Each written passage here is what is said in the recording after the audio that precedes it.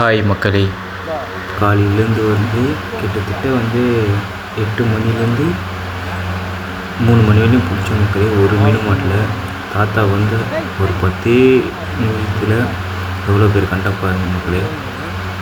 அவருக்கு அவர் மூஞ்சில் எவ்வளோ சிரிப்பு பாருங்க மக்களே. தாத்தா லைட்டாக சரக்கு வேறு போட்டுருந்தார் மக்களே. சரக்கு போட்டு பார்த்துட்டாரு மக்களே. அப்புறம் நான் தான் மக்களே ஏற்றி தாத்தா கொடுத்த மக்களே மீன். மக்களே தாத்தா என்ன நான் சொல்கிறேன்.